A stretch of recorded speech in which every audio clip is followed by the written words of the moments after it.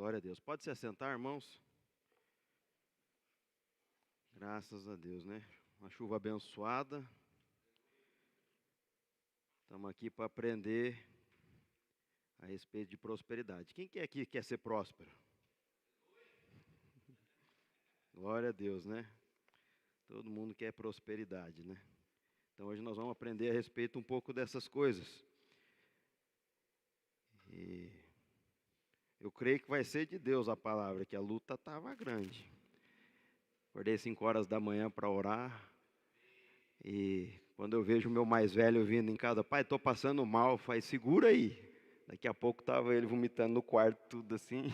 Quem disse? Que luta, irmãos, para estar aqui, hein? Mas glória a Deus, é porque às vezes Deus quer destravar alguma coisa no mundo espiritual, né? E eu creio que às vezes a igreja era para estar cheia, e às vezes tem pessoas específicas aqui que Deus quer falar no coração. Eu creio nisso, né? Eu creio nessa unção de prosperidade. Eu queria convidar você a abrir a sua Bíblia em Josué 1:8.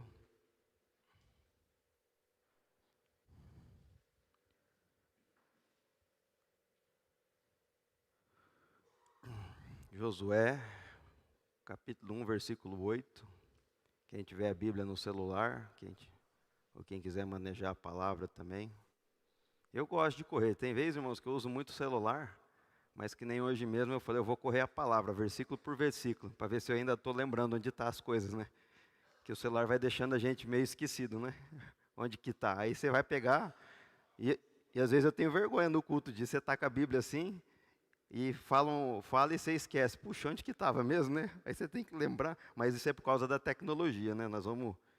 O cérebro vai deixando de exercitar e daqui a pouco você esquece onde está, mais ou menos na parte da Bíblia que está o livro, né?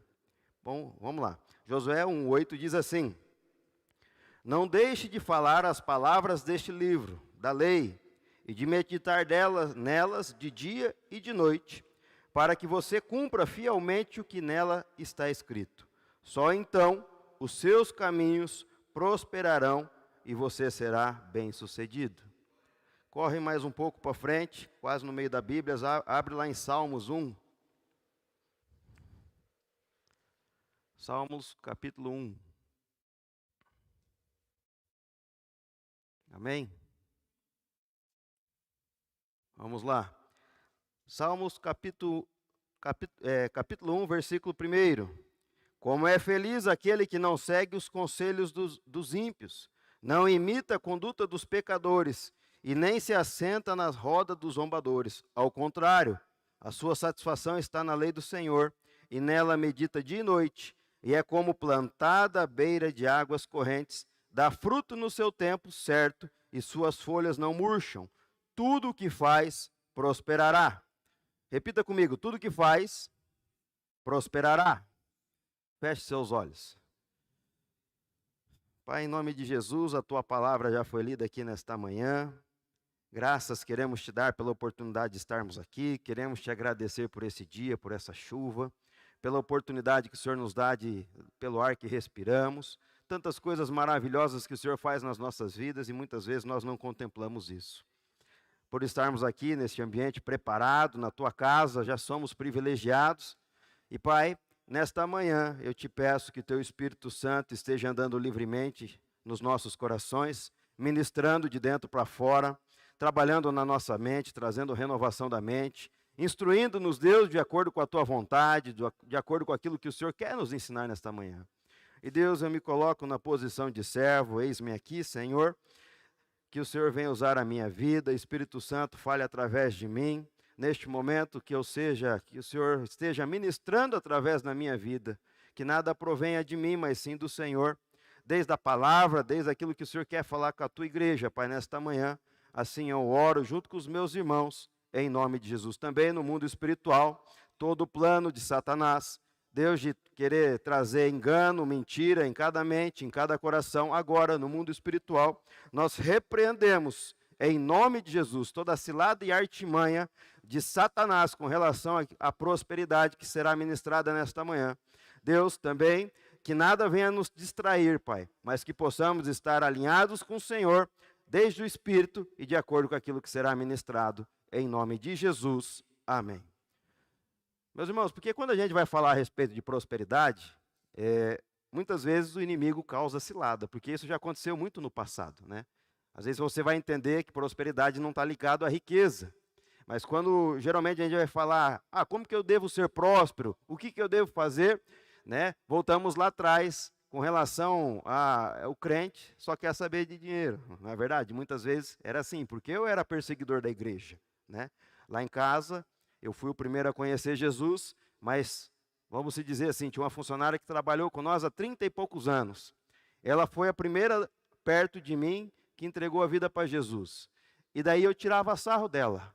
Quanto que estão te pagando para você ir na igreja? Né? Ela cuidava da salinha das crianças, então eu era perseguidor. Eu tirava sarro, né, desse povo. Falava, brincava com coisas que não... Hoje eu não brinco. Hoje eu recomendo ninguém falar mal de ninguém. Nem que a pessoa está errada, é um homem de Deus, não fale mal. Né? Deixa o problema dele com o Senhor. Mas eu queria trazer uma breve introdução para vocês, que quando a gente fala a respeito de prosperidade, de Gênesis a Apocalipse, várias vezes a Bíblia fala a respeito desse assunto, né? Que há vários versículos reafirmando que o povo de Deus deve ser um povo próspero e bem-sucedido. Tem várias passagens na Bíblia. A vida de Jesus que conquistou para nós, a Bíblia diz que é o quê? É uma vida e uma vida em abundância, né? A Bíblia diz lá, o ladrão vem somente não somente para roubar, matar e destruir, mas Jesus veio para quê? Para que tenhamos vida e vida em abundância, né? Então tudo aquilo que perdemos lá no Jardim do Éden através do pecado, nós reconquistamos através da cruz de Jesus, né? Então tudo aquilo que foi perdido, Jesus conquistou na cruz do Calvário para cada um de nós, né? Aquele que pratica, em 1 Pedro 3,8 diz assim, aquele que pratica o pecado é do diabo, porque o diabo vem pecando desde o princípio. Para isso o Filho de Deus se manifestou para destruir as obras do diabo. O que que aconteceu? Né? Lúcifer era um anjo de luz, cobiçou o trono, né? Aí o que que aconteceu? Ele foi expulso do céu. E como nós temos, às vezes, a oportunidade de herdarmos a salvação, herdarmos o reino, o que que acontece? Ele não quer que a gente entre naquele lugar onde ele não pode mais entrar. Então ele faz de tudo para destruir a tua vida, para que você não tenha a tua salvação, para que você não venha herdar o reino dos céus. Então nós temos que estar muito atento a isso. E com isso Jesus veio o quê? Veio para destruir esse poder de Satanás contra mim e a tua vida. Irmãos, aí eu quero te perguntar, o que é prosperidade segundo a Bíblia? O que você pensa a respeito de prosperidade? O que você acha que é prosperidade? Muitas vezes nós andamos enganados. Sabia disso? Muitas vezes a gente acha que prosperidade está ligado à riqueza. E nem sempre está ligado à riqueza. Né? Na verdade, eu tenho um entendimento assim, que ser próspero é ser feliz com tudo aquilo que Deus te deu. Né? E às vezes a gente tem, o homem é assim, a gente olha a vida do outro, né? Às vezes a gente olha o outro, puxa, o outro é rico, o outro tem dinheiro, e a gente não olha para as nossas vidas. Às vezes eu tenho o suficiente, falta um pouquinho, mas Deus supre, né? Mas eu tenho uma família abençoada, tenho meus filhos abençoados. Aí quando você olha para o outro, você não enxerga as outras demais coisas. Então prosperidade não está ligado realmente à sua conta financeira, à sua conta no banco, né? Mas prosperidade está ligada a ser feliz com aquilo que Deus te deu. Né? Então, quando é muito importante a gente entender o conceito correto de prosperidade bíblica. Embora a cruz atinja todas as dimensões da nossa vida, física e material, porém é nas verdades espirituais que Deus tem prioridade. Na verdade, Deus está interessado na tua vida espiritual e não na tua vida financeira. Né? Eu costumo ouvir, às vezes, um podcast, até o pastor e o meu irmão estão lá em São Paulo, numa conferência dele, que ele fala muito a respeito disso. Muitas vezes Deus nos projeta, nos leva a fazer coisas que a gente não consegue falar, mas como que vamos fazer, sendo que não tem recurso, né? Não tem dinheiro? Muitas vezes a gente tem o hábito de calcular, né? Ver por meio físico e não espiritual. Se Deus mandou fazer, faça. Quem vai prover é Ele, não é verdade? E muitas vezes a gente não se desenvolve na vida por quê? Fica olhando a matemática deste mundo. Mas quando Deus tem uma promessa, prometeu algo, você tem que sair da sua zona de conforto, do seu lugar e dar o primeiro passo. Quando você começa a dar o primeiro passo, é aí que Deus começa a agir na sua vida. Então, às vezes, está faltando um pouquinho de fé, né? A Bíblia nos diz que tudo que José fazia no Egito prosperava, não é verdade?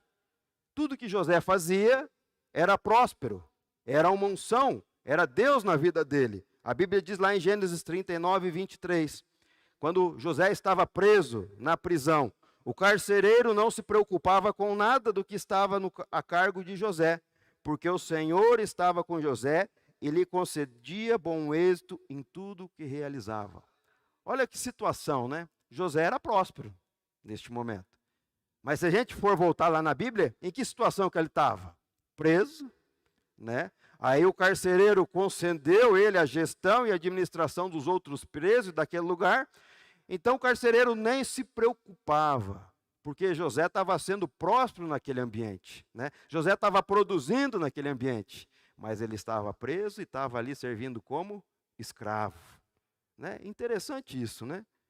O propósito da prosperidade de José, aí se você olhar naquele momento, ele estava preso, encarcerado, né? Numa circunstância difícil.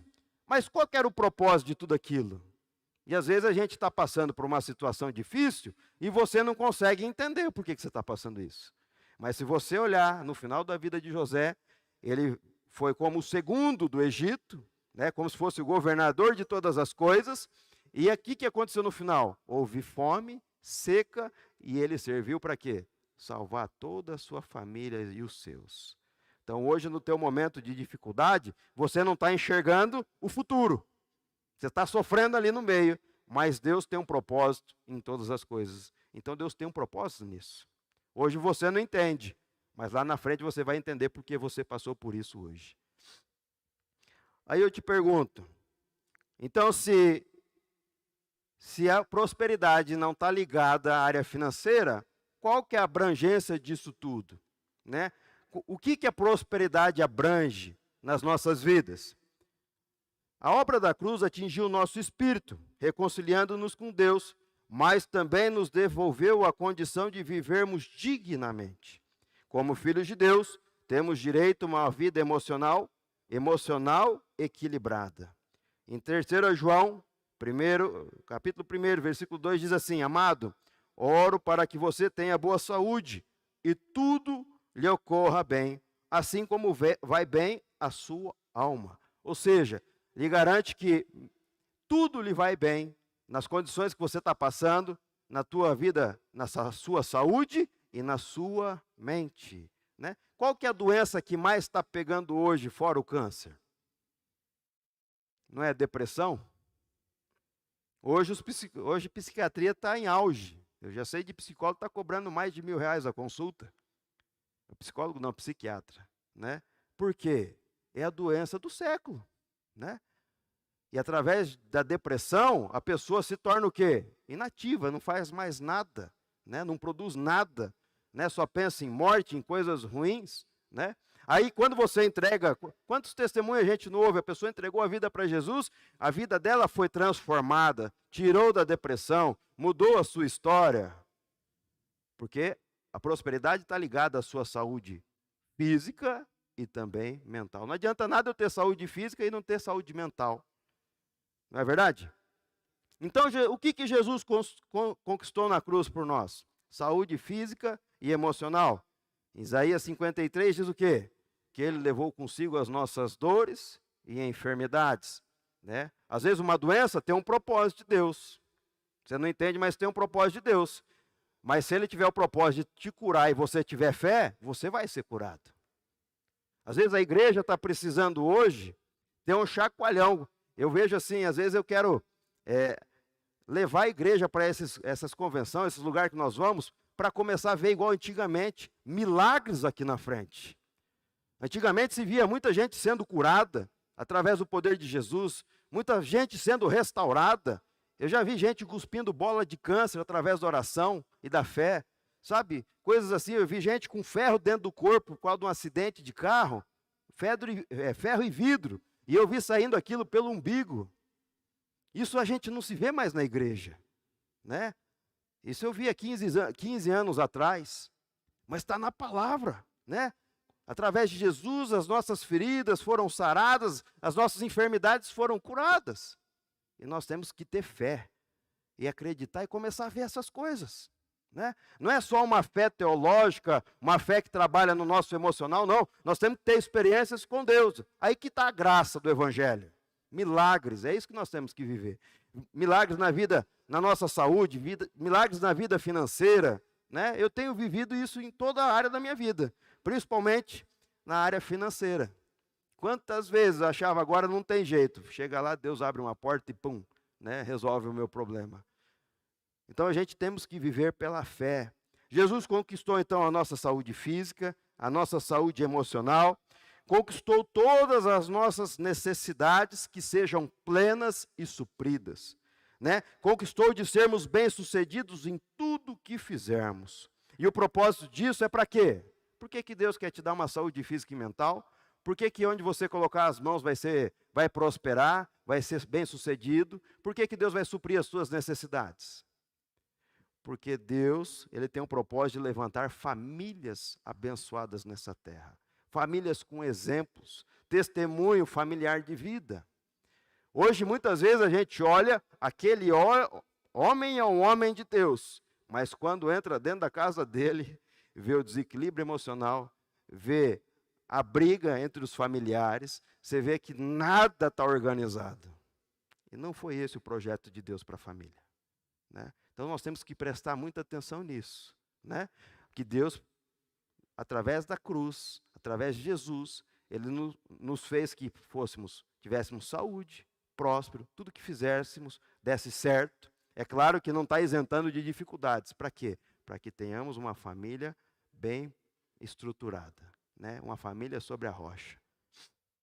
Então é para isso. Um homem de Deus desfruta de alegria, paz interior, né? Ele desfruta de saúde, suprimento financeiro, olha aqui, ó, harmonia familiar. Quanta gente eu conheço que não quer trabalhar até mais tarde, ou às vezes sai do serviço e vai para um boteco, porque não tem o prazer de chegar em casa. Porque a família está toda arrebentada. Não é um nem dois, não, é vários, né? Eu conheço pessoas que têm muitos recursos financeiros, mas a saúde mental está destruída, né? Então isso a gente tem que ter um entendimento. Um homem de Deus tem que ter progresso ministerial, sucesso profissional e relacionamento crescente no Senhor. Então, cada vez que você vai caminhando, cada dia que vai passando, você tem que ter mais intimidade com o Senhor. Aleluia.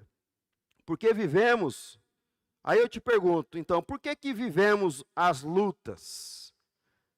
Se Deus tem para nós um projeto que vamos ser prósperos em tudo, vamos ter sucesso em tudo, temos saúde emocional, por que então nós temos lutas? Né? Geralmente é na nossa saúde, ou na nossa vida financeira, ou na nossa vida familiar. Por quê? Você já parou para pensar nisso? Né? Tem muita gente que acha que o mundo conspira contra ela. Eu conheço pessoas que têm tanto problema, que se fala que tem tanto problema, que o mundo conspira contra ela. Aí eu falo assim, será que você não está entendendo que é para você mudar algo dentro da tua vida? Que o correto, irmãos, é a gente passar por luta e passar pela luta. O errado é você entrar numa luta e nunca mais sair dela, aí está errado. Alguma coisa na tua vida está errado. O crente não está isento de luta, não está isento de tribulação. No meio da luta e da tribulação, ele tem que abrir os seus olhos espirituais e entender, por que eu estou passando por isso? Será que Deus quer mudar alguma coisa em mim? Será que Deus quer levantar a minha fé?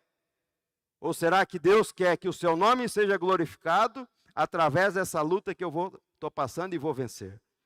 Então tem várias coisas que Deus quer fazer, né? Então a gente tem que ter um entendimento.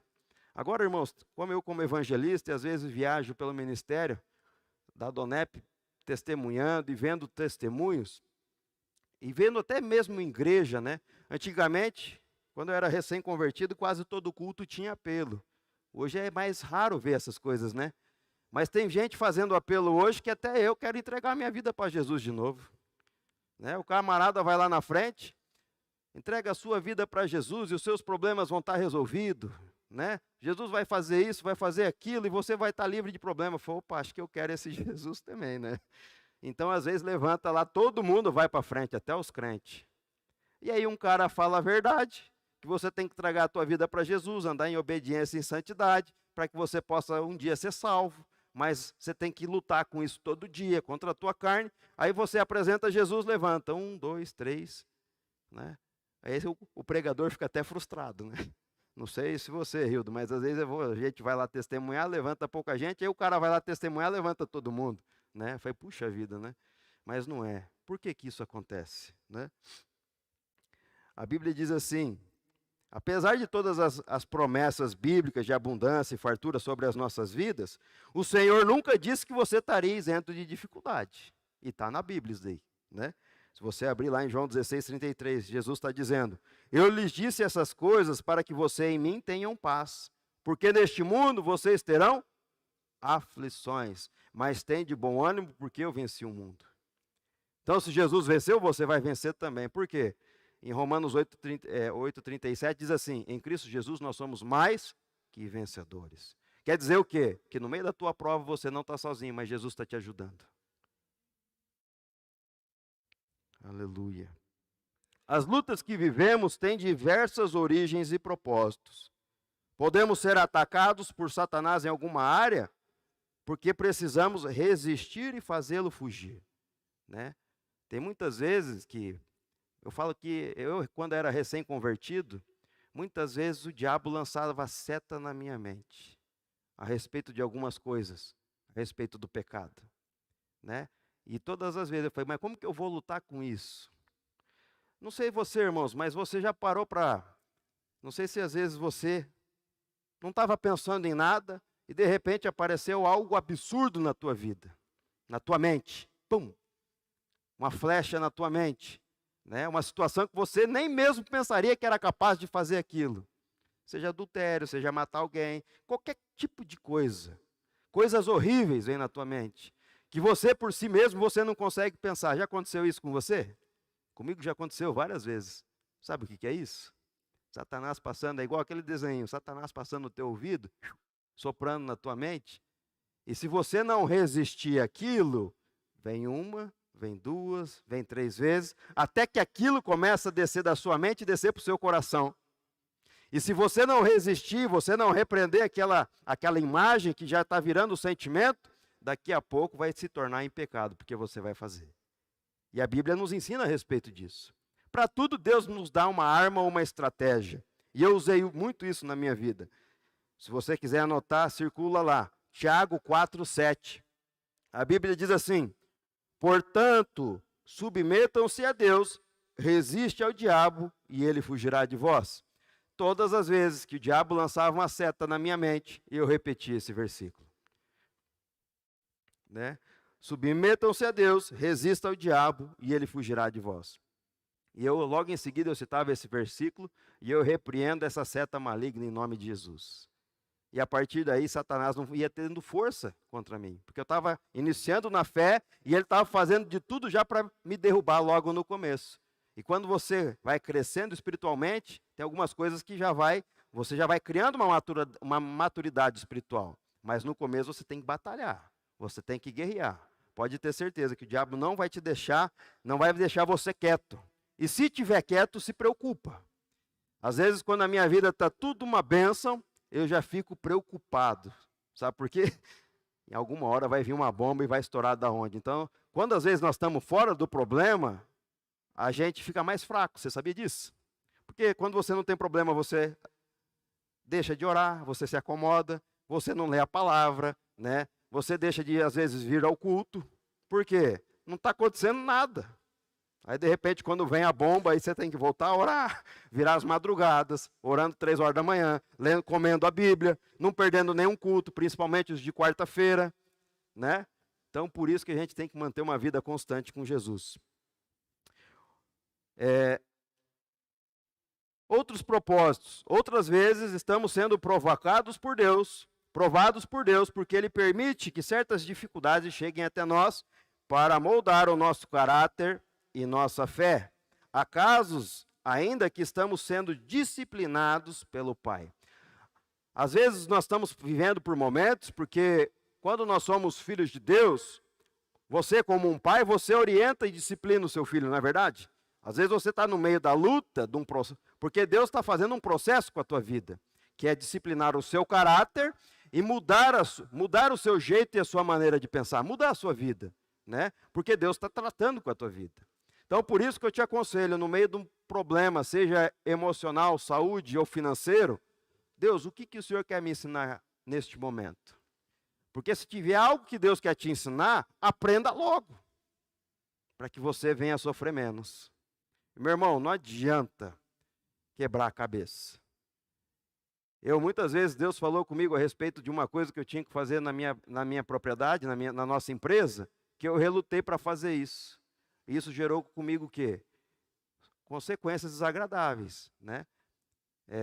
Frustração, crise financeira, várias vezes. Aí quando eu decidi mudar a situação, né, enfrentar aquilo com coragem, Deus começou a mudar as circunstâncias. Então Deus quer que você faça algo. E quando você demora para fazer, você vai sofrer.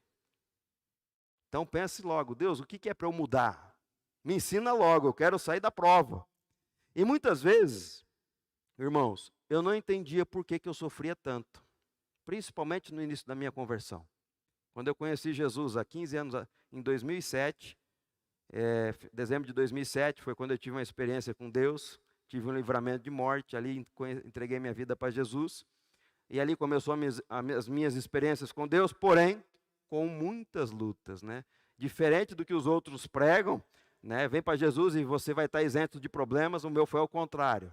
Parece que abriu uma caixinha de surpresa, só bomba de todo lado, né?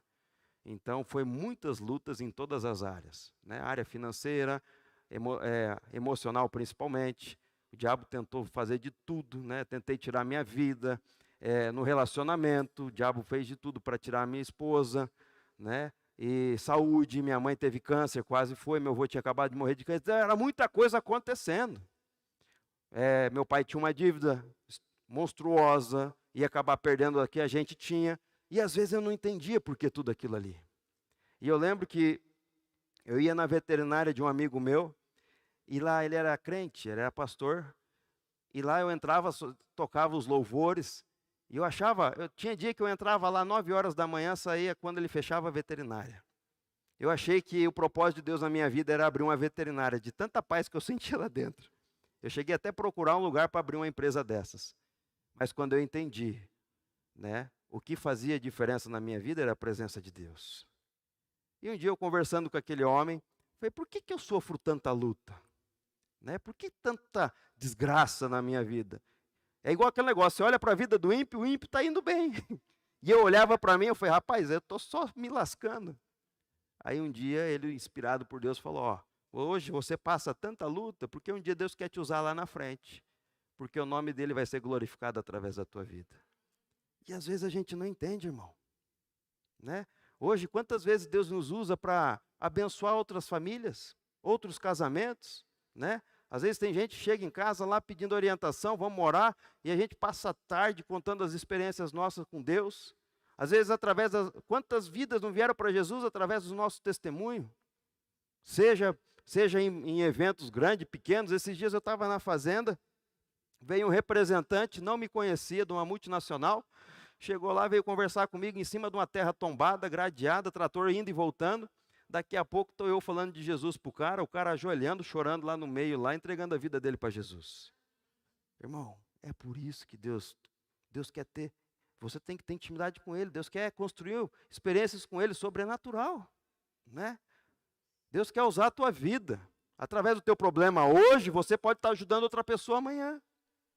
Irmãos, não tem coisa melhor do que, teve uma vez que eu e minha esposa estavam viajando, fomos para Campo Grande, e nós trabalhávamos com casais, e eu rodei, fiz um bate-volta, porque à noite eu tinha um curso de casados para sempre, para ministrar. E na volta eu vim questionando com a minha esposa, será que está fazendo a diferença na vida dessas pessoas? Tem hora que a gente não enxerga, sabe, se está mudando realmente a vida daquelas pessoas. E aquela correria, aquela loucura, e quando eu cheguei à noite, naquela noite, eu tive 3 depoimentos. Eu não pedi nada.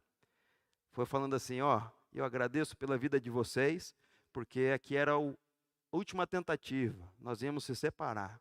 E hoje Deus restaurou o nosso casamento. O segundo, a mesma coisa. O terceiro, a mesma coisa. Tinha casal que sentava de bunda, de costas um para o outro. Eu achava que ia sair no soco no meio daquela reunião. E Jesus restaurou todas essas famílias. Até hoje, todos os cursos que nós ministramos, nós só tivemos uma baixa no casamento. Mas é isso, é mais gostoso você ajudar outras vidas do que ser ajudado. Não tem preço que paga quando alguém chega para você e fala, puxa vida, obrigado pela tua vida. Não é porque somos bons não, é porque Jesus está dentro de nós. Tem coisas que eu falo que depois eu nem sei como que eu falei aquilo ali. Né? Puxa, mas por que eu falei aquilo ali? Daqui a pouco está a pessoa chorando na tua frente ali. Isso que é gostoso do Evangelho. Aleluia. Você sabe qual que é a diferença entre a prosperidade e a riqueza? Temos a tendência de destacar o aspecto financeiro como prosperidade. Muitos pregam que o propósito de Deus é que todos os crentes sejam ricos. Isso é errado. Há muitas passagens bíblicas que recomendam que o quê? Que os cristãos levem uma vida simples e modesta. Na verdade, a Bíblia recomenda que não seja rico para não ter amor ao dinheiro. Sabia disso? Que Deus recomenda a respeito disso? Né? A Bíblia diz lá em 1 Timóteo 6,8: pois isso, tendo o que comer e com o que vestir, estejamos satisfeitos. Ou seja, a Bíblia garante que vai te dar comida, vai te dar alimento, vai te dar saúde, vai te dar moradia, educação, é claro, vestuário. É claro que também em momentos de lazer com a tua família, Deus vai preparar recursos para tudo isso, porque é necessário. O que é necessário para você ser feliz e próspero, Deus vai fazer. Vai te dar transporte. Então, tudo isso Deus promete. Mas, na verdade, podemos dizer que nem todo homem próspero é rico, e nem todo rico é próspero. Vou repetir. Na verdade, podemos dizer que nem todo homem próspero é rico, e nem todo rico é próspero.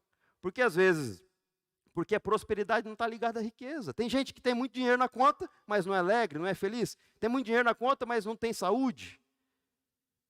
E às vezes a pessoa que não tem nada, tem uma saúde de ferro, né? Às vezes a pessoa quando entra na enfermidade, ela tem Deus para ajudar ela, então já está aí ligada à prosperidade. Não falta comida, né? Não faltam as coisas. É claro que às vezes tem momento de dificuldade, mas que tudo o nome dele seja glorificado. Irmãos, e agora eu quero compartilhar com vocês alguns princípios básicos de prosperidade. Porque se Deus está falando que vai suprir tudo, Ele vai suprir tudo. Mas Ele só não está suprindo ainda porque nós negligenciamos algumas coisas. E vamos confessar, muitos de nós negligenciamos alguns princípios que Ele fala, que Ele nos ordena. Por isso que às vezes falta dinheiro, por isso que às vezes entra um devorador na tua casa, né? Queima alguma geladeira, você não esperava, uma televisão, né? Dá problema no teu carro e você não sabe por quê.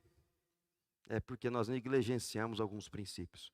Eu queria citar com vocês, para não demorar muito, se nós formos aqui pelo que está instruído, nós vamos ficar a manhã inteira, eu vou tentar ser prático isso aqui. Primeira coisa, honrar o Senhor. Vamos voltar aqui. Honrar o Senhor com as suas primícias. Você sabe o que é primícia? Quem aqui já ouviu falar a respeito de primícia? Você sabe? Quem aqui nunca ouviu, então? Vamos fazer o contrário. Quem nunca ouviu falar de primícia? Então, a Bíblia diz lá, em Gênesis 3, do 3 ao 4, mas vamos focar no Gênesis 3. Passando algum tempo, Caim trouxe do fruto da terra uma oferta ao Senhor. Abel, por sua vez, trouxe as partes gordas das primeiras crias do seu rebanho.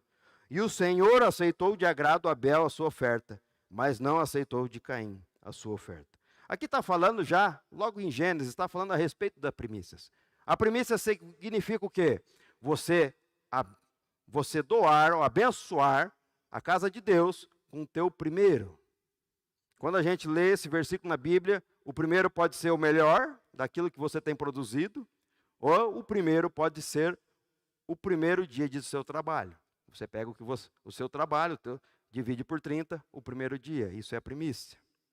No Antigo Testamento, isso era uma forma de tributo para a igreja. Hoje, no Novo Testamento, é uma forma de você querer honrar a Deus com os teus recursos. E, meus irmãos, eu sou testemunho vivo que isso funciona. Na época da minha vida que eu mais precisei de dinheiro para pagar advogado, eu fiz um compromisso com Deus de ser fiel nas minhas primícias, né? E eu primiciava, eu dava o meu primeiro. Na minha forma, naquela época, eu separava, assim como Abel, eu separava a melhor que eu tinha, a melhor oferta que eu tinha. No caso, como nós mexíamos com gado, o primeiro seria o melhor, seria um bezerro, o melhor. E eu devolvia para o Senhor as primícias, eu abençoava o Senhor. E foi o ano que eu mais paguei conta e que o Senhor mais me abençoou. É verdade, meus irmãos. Às vezes está tão fácil a gente viver uma vida de prosperidade e a gente não consegue, e a gente não sabe dessas coisas, né?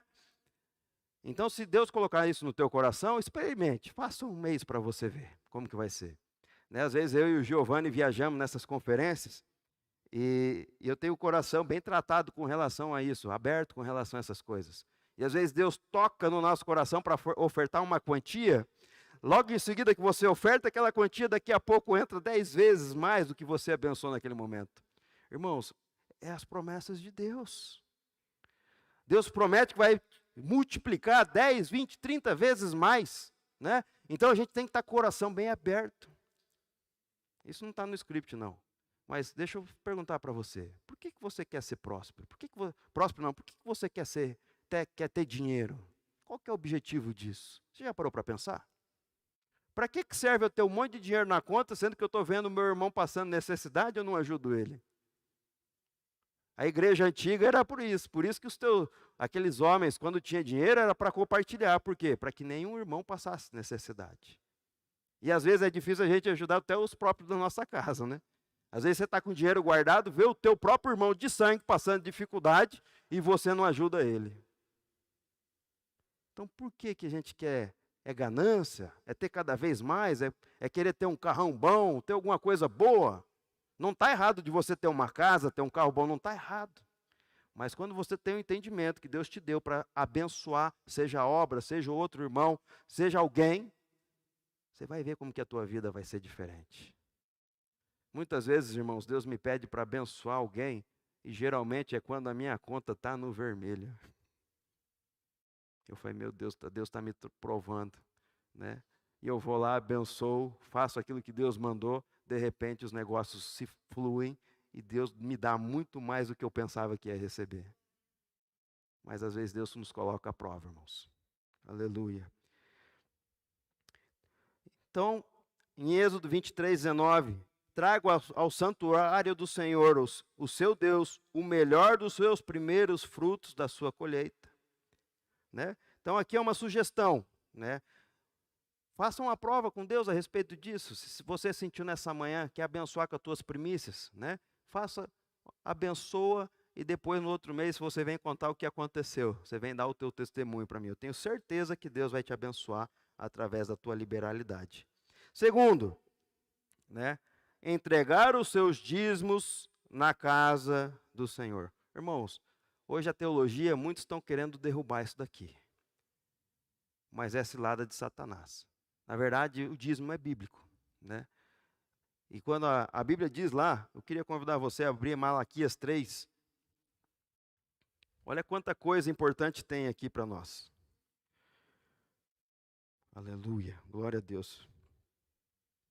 Vou começar lá, Malaquias 3:6. De fato, eu, Senhor, não mudo, ou seja, Deus não muda.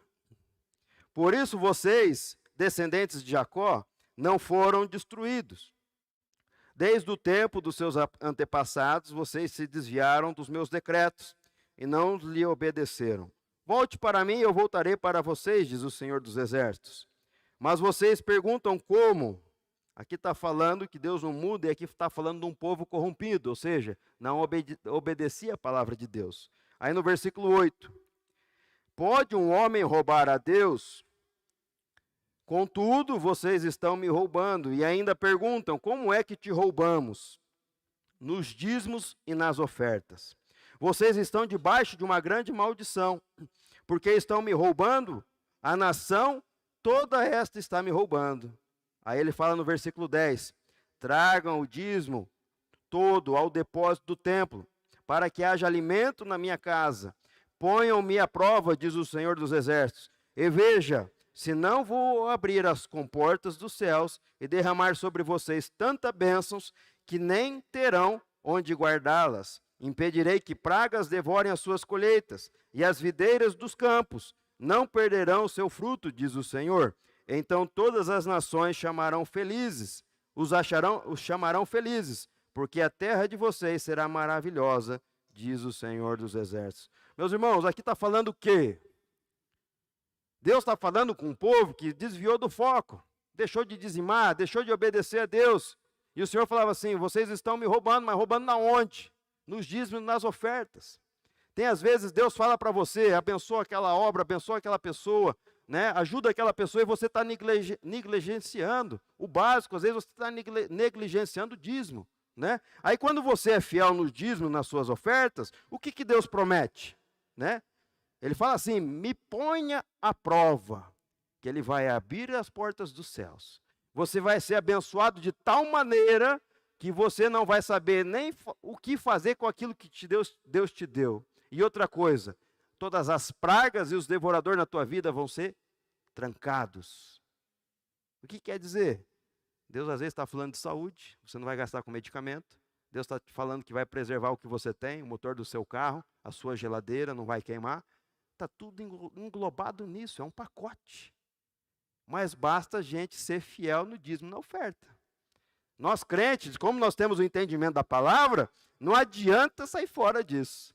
E, irmãos, eu falo com experiência, quando você é fiel, você nem sente que você está dizimando e ofertando na casa de Deus. Muitas vezes as minhas ofertas são muito maiores que os meus dízimos. E eu nem sinto, não faz falta.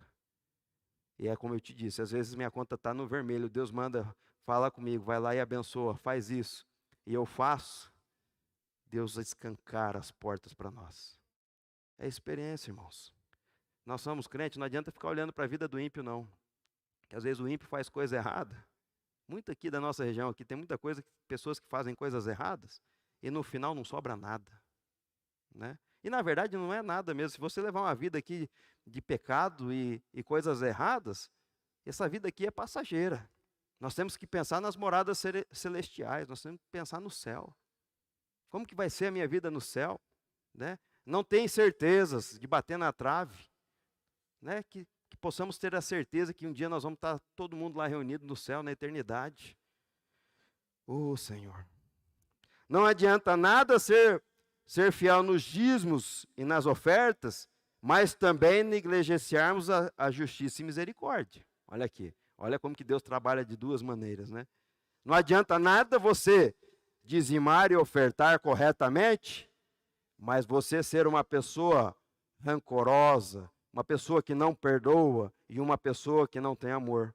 Olha como que Deus quer tratar nossas vidas em todas as áreas. No dinheiro e na tua vida amorosa, no teu coração. Né? Muitas vezes a gente julga as pessoas. Esses dias eu estava falando, não sei com quem que eu estava compartilhando, me perguntaram, se um estrupador, né, ou aquela pessoa que maltrata a criança, né, que abusa de criança, pedir perdão, se arrepender, pedir perdão, entregar a vida para Jesus, vai ser salvo? Vai ser salvo. É difícil a gente compreender isso daí, né? Então, irmãos, a Bíblia diz lá em Mateus 23, ai de vocês, mestres da lei e fariseus hipócritas, vocês dão dízimos do hortelã e do endro e do cominho, mas têm negligenciado os preceitos mais importantes da lei, que é a justiça, a misericórdia e a fidelidade. Vocês devem praticar estas coisas sem omitir aquelas. Irmãos, então você tem que ser fiel nos teus recursos, mas você tem que ser fiel no teu coração também. Uma pessoa que ama, uma pessoa que gosta, que se interessa pelo outro, o amor. Não adianta nada você ser fiel em um e errado no outro, ou ser fiel em outra parte e errada na outra. Aí você não vai receber a plenitude que a cruz conquistou para a tua vida. Terceira coisa, que eu já vou citar algumas já para logo mais a gente já encerrar. Semear na vida das pessoas. Né? Às vezes a gente pensa que é só abençoar a igreja, né? Abençoar o pastor, mas muitas vezes Nós devemos semear na vida das pessoas. Missionários, quanta gente aí vivendo pela fé, na obra de Deus, né? E não é fácil, irmãos. Não é fácil ser missionário, não é fácil viver pela fé, né?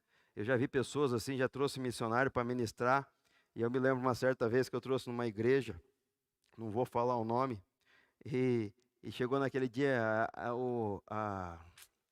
a oferta era para ser dele, e depois o pastor nos chamou para jantar, e depois da janta ele comprou umas pizzas, e no final, tadinho do missionário, falou, irmão, o dinheiro da oferta hoje foi tudo para comprar as pizzas. Tadinho o missionário, cabisbaixo, né? É assim, tem coisas assim, irmãos, como que é difícil ser missionário. Ele vive da missão, né?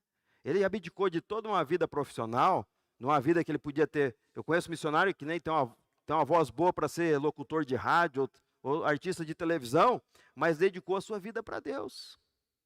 E esses homens precisam caminhar. E Deus deu quem para abençoar esses homens?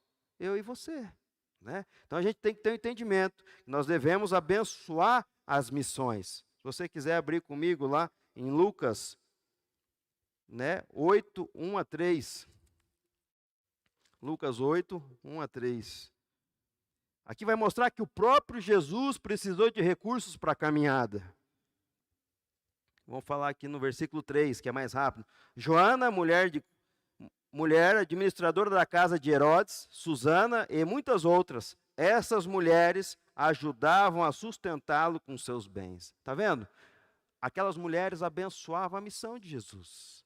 Então, às vezes, a gente é privilegiado de ter a oportunidade de abençoar uma missão. Outra coisa, quando eu falo a respeito de missão, tem um pastor amigo nosso, amigo meu, e acho que amigo de bastante. Já levei muita gente lá da nossa família. É um dos meus pais na fé. Hoje já está beirando os seus 85 anos. E eu me lembro que ele nunca quis pegar uma oferta. Era difícil. E quando eu queria abençoar ele, ele não pegava. Um homem que eu aprendi muito a respeito de libertação. Toda sexta-feira a gente orava, das 8 da manhã até meio-dia, 2 horas da tarde, só libertando, expulsando demônio, né? Hoje, se for gravados aí, nós vai tudo preso. E eu pegava ele 6 horas da manhã em cruzeiro e ficava o dia inteiro com ele. E para mim isso foi um aprendizado muito grande. E ele nunca pegava oferta. Eu lembro uma vez que eu estava voltando de Belo Horizonte. Eu fui num encontro de motos cristão lá, o Águias de Cristo. Até Deus me deu a oportunidade para ministrar meu testemunho lá. Foi algo fantástico que Deus fez. E na volta, Deus falou comigo. Vai lá e abençoa o meu servo. Falei, meu Deus, e agora? Falou até a quantia. E aí eu olhei para minha esposa, falou 3 vezes, do começo do trevo de cruzeiro até quase chegar ali na entrada, no posto, que era a última entrada para a cidade. Eu virei para minha esposa e falei, amor, abençoar fulano com o valor da oferta é esse, né? Então, a hora que eu virei para minha esposa, ela já entregou, o mesmo Espírito testificou. Passei no banco, tirei o dinheiro, cheguei lá. A paz do Senhor, pastor? Eu falei, não vou nem dar para o pastor, eu vou caçar a irmã, né? Cadê a irmã? A irmã foi fazer compra, irmão. Ah, então tá bom. Tchau, pastor. Não, você fica aí para orar, vamos conversar. Não, estou com pressa. Eu sabia o mercado que ela ia. Cheguei no mercado, falei, amor, desce lá e entrega a oferta para ela. A irmã começou a chorar. Deus mandou ela ir fazer compra sem dinheiro, que Deus ia prover. E quando ela chegou lá, a Débora chegou lá, ela começou a chorar. Falei, irmã, eu vou voltar lá pegar um pouco mais, que a minha fé estava sendo pouca. Irmãos, nós temos que estar abertos aos ouvidos espirituais. Eu estou testemunhando isso aqui não para minha glória, não, é para você ter um entendimento que essas coisas funcionam. A gente tem que estar aberto, atento, a todo momento. Irmão, ontem eu fiquei frustrado porque Deus mandou entregar algo para uma garçonete. E eu falei, se ela voltar de novo, eu vou entregar, né? E aí ela veio, foi embora e ela não voltou mais. Daqui a pouco estou eu caçando ela. Cadê ela dentro daquele restaurante? Irmão, a gente tem que estar atento, né? Atento, às vezes você fala uma pessoa, Jesus te ama, pronto, a pessoa já começa a desaguar ali, né? Então nós temos que estar atentos em tudo, irmãos. Ofertas de gratidão.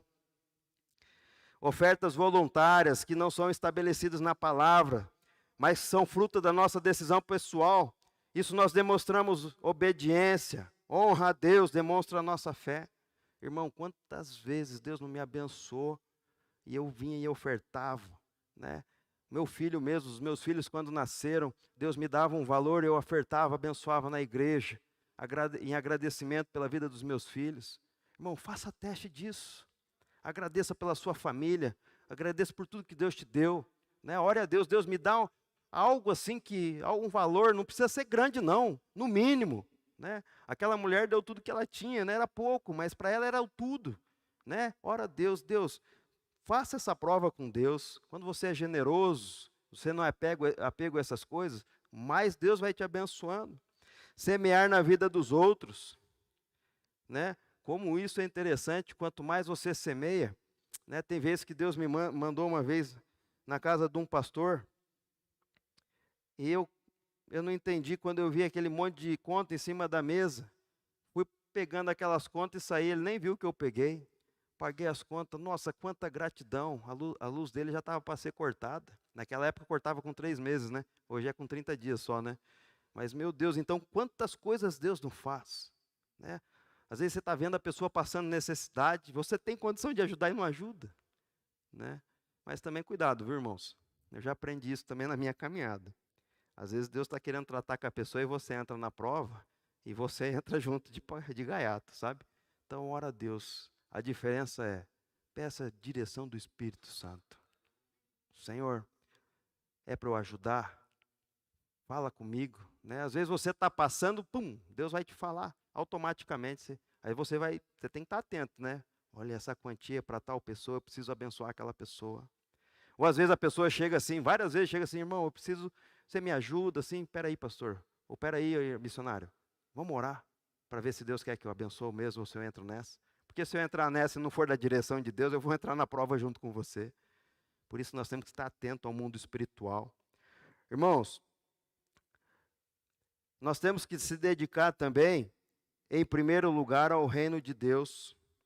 Não adianta de nada eu fazer essas coisas e ter o meu coração no meu trabalho. Às vezes você pode ser muito próspero, mas você ter o coração nas coisas tuas, naquilo que você quer fazer, naquilo que você deseja fazer. Muitas vezes as pessoas me chamam de louco, né?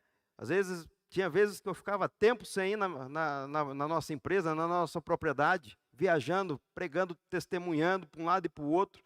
Mal chega, já vai para outro canto, né? Aí a nossa propriedade na mão de outras pessoas, mas eu tenho entendimento, irmãos. Buscar em primeiro lugar o reino de Deus e a sua justiça, porque as demais coisas vos serão acrescentadas. A Bíblia me garante, enquanto eu estou cuidando das coisas dele, ele está cuidando das minhas. E tem coisa melhor de eu deixar as minhas coisas na mão dele. Ele vai cuidar muito melhor do que eu. Quantas vezes não tenho viajado aqui fora do Brasil, pelo ministério da Donep, e a Donep paga as tuas custas, né? Mas quantas vezes eu não tenho viajado e chego lá, na hora de o capítulo querer pagar minhas despesas, eu falo, não, o pai já pagou. Ingratidão. Eu sou grato a Deus pelo que Deus fez. E muitas dessas viagens missionárias, irmãos, não vai achando que tem dinheiro sobrando, não. Muitas dessas viagens eu estou no vermelho. A minha esposa sabe disso. Quando a coisa começa a apertar, logo quando tem um convite, às vezes é um convite longe, que dispensa de combustível, de passagem aérea, e ela fala, Deus vai nos usar muito. Está aí, ó, 15 dias atrás, 40 dias, 30 dias atrás, fomos para a Argentina. Deus usou a minha vida, mas Deus usou a vida da minha esposa de uma forma sobrenatural. De 55 mulheres, 45 vieram para frente, entregando a vida para Jesus. Irmãos, não tem preço. Então eu estou te convidando aqui nessa manhã para você ter um entendimento com relação a dízimo, oferta, primícias, né? Ajudar o seu irmão, ofertas missionárias, desprender dos teus recursos para fazer a obra de Deus. Quando Deus te dá esse entendimento, irmão, não tem quem te segura, não. O diabo não vai te parar, não. Os problemas podem vir, mas você vai passar por eles. Amém? Queria convidar você a ficar de pé. Queria orar pela tua vida. A mesma unção que está sobre a minha vida de prosperidade, eu quero profetizar na sua vida também. Oh, glória. Feche seus olhos. Se você puder, abre as suas mãos, em sentido de receber algo da parte de Deus nessa manhã. Aleluia.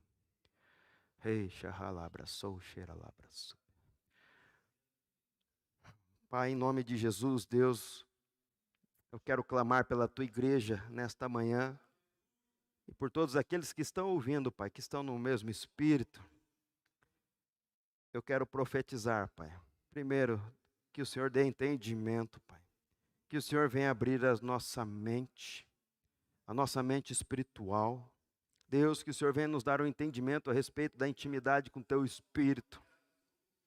Que devemos andar pelo Espírito, Pai. Deus, eu quero pedir, Pai, que o Senhor venha dar à Tua igreja experiências sobrenaturais.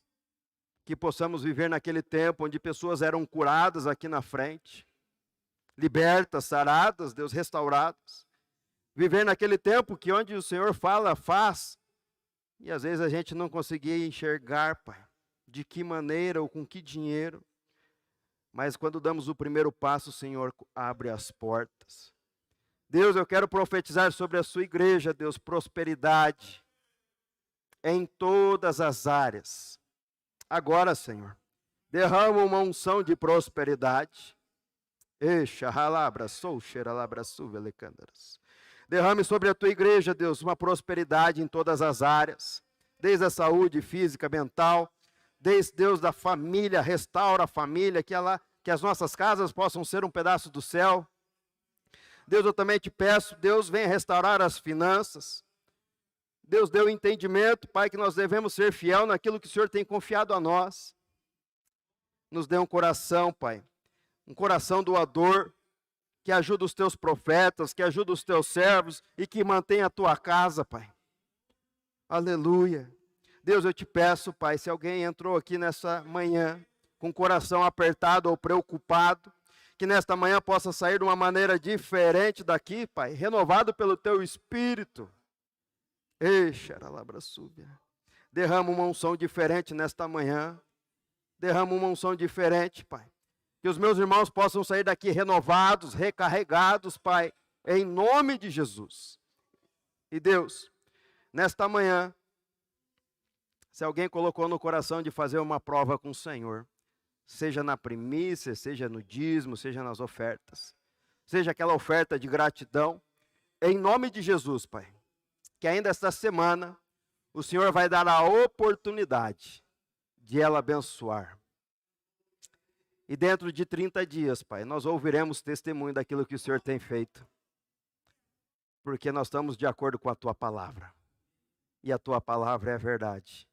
Em nome de Jesus, abençoa a Tua igreja e abençoa o Teu povo, em nome de Jesus. Que possamos viver dias na terra, conforme diz a Tua palavra, e onde nós pisarmos as plantas dos pés, serás abençoado.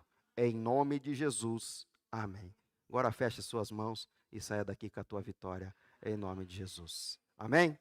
Deus abençoe a sua vida. Vamos orar também. Feche seus olhos para nós estarmos nos despedindo. Pai, em nome de Jesus, abençoa a tua igreja. Nos derrama a sua graça, assunção, favor imerecido do teu Espírito. Derrame o seu amor sobre cada vida aqui nesta manhã. E que o Senhor possa nos levar em paz de volta para as nossas casas, para a nossa família, com a tua presença, em nome de Jesus. Que Deus te abençoe. Dê um abraço, um aperto de mão no seu irmão.